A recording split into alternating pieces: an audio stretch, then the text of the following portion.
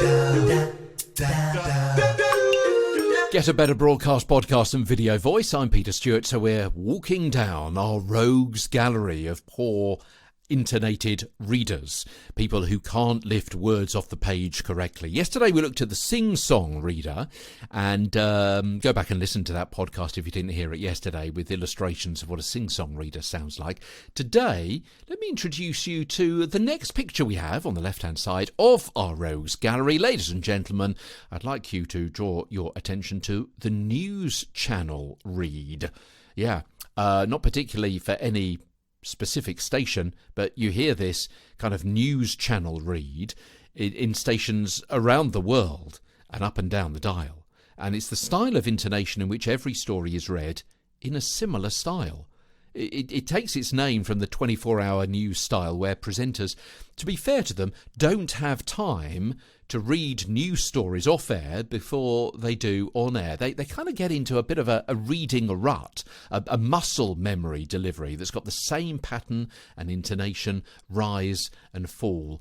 And such a delivery is usually not very wrong, but not completely right either. It's a basic kind of non-committal, neutral, safe style that's all right rather than all right, and passable rather than polished. With this style, you can usually hear tension in the tone of the reader. They sound uncomfortable with the information they're reading, and they're unaware of the direction the script is taking them. Every word, every phrase comes as a bit of a surprise to them, although they're usually professional enough not to let that show too much.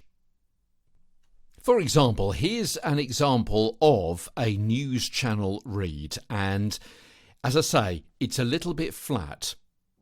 Ministers have been outlining a new 10-year drug strategy designed to help cure addicts, shut down dealers and support the victims of drug abuse. The Home Secretary said she wouldn't tolerate people dealing drugs and bringing crime and unsocial behaviour to communities. Yeah? You can hear the little bit of tension there in the voice. You're not entirely sure that the reader themselves knows where that sentence is going. They don't know.